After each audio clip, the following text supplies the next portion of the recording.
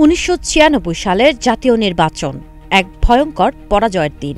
সেই দিন খালেদা জিয়ার সামনে শুধু হার নয়, একটি কঠিন সত্য দাঁড় হয়েছিল যে রাজনীতিতে ফিরে আসা তার জন্য সহজ নয়।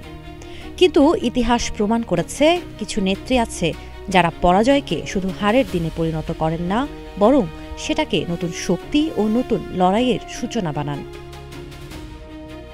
পরাজয় কখনোই কোনো নেতার জন্য সহজ নয়, তবে খালেদা জিয়া জানতেন রাজনৈতিক জীবন শুধু জয় পরাজয় নিয়ে গঠিত নয়। ১৯৯৬ সালের পরাজয় তার জন্য লড়াইয়ের শুরু মাত্র। দেশের রাজনৈতিক পরিবেশ তখন উত্তপ্ত। আওয়ামী লীগ তখন ক্ষমতায়, বিএনপি বিরোধী শিবিরে। সংসদে গিয়ে সক্রিয় ভূমিকা পালন করতে হয়, আবার মাঝে মাঝে সংসদ বর্জনও করতে হয়। জীবন অবাক না করলে কে করবে? ২৮% মিল্ক ফ্যাটের অবাক করার সাথে ফ্রেশ মিল্ক পাউডার। জীবন অবাক করুক প্রতিদিন। খালেদা জিয়া বুঝেছিলেন দলের ভিতরের হতাশা ও বিভাজনকেও মোকাবিলা করতে হবে। তাই তিনি মাঠে নামেন, জেলা ও উপজেলা ভিত্তিক সফর বাড়ান, কর্মীদের সঙ্গে সরাসরি যোগাযোগ করেন, নেতাদের সঙ্গে সমন্বয় সাধন করেন, আন্দোলনের ডাক দেন, গণতান্ত্রিক পুনরুদ্ধার ও দেশের উন্নয়নের জন্য প্রচেষ্টা চালান। এই সময়টা ছিল কঠিন কিন্তু ফলপ্রসূ।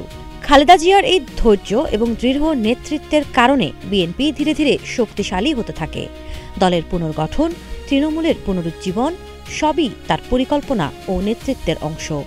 তিনি প্রমাণ করেন রাজনৈতিক পরাজয় স্থায়ী নয়। ২০০১ সালের নির্বাচনে সেই লড়াই ফলপ্রসূ হয়। ৪ দলীয় জোট ১৯০টিরও বেশি আসনে জয়লাভ করে এবং খালেদা জিয়া দ্বিতীয়বার প্রধানমন্ত্রী হিসেবে দায়িত্ব নেন। ১৯৯৬ থেকে ২০০১ এই ৫ বছর প্রমাণ করে পরাজয় খালেদা জিয়াকে থামাতে পারেনি, বরং তাকে আরও দৃঢ়, আরও রাজনৈতিকভাবে তীক্ষ্ণ ও অভিজ্ঞ করে তুলেছে। এভাবেই রাজনৈতিক ইতিহাসে খালেদা জিয়ার এই সময়কে দেখা হয় একটি সময় যা প্রমাণ করে নেত্রী হতে হলে শুধু ক্ষমতা নয়, ধৈর্য, দৃঢ়তা এবং ত্যাগেরও প্রয়োজন হয়।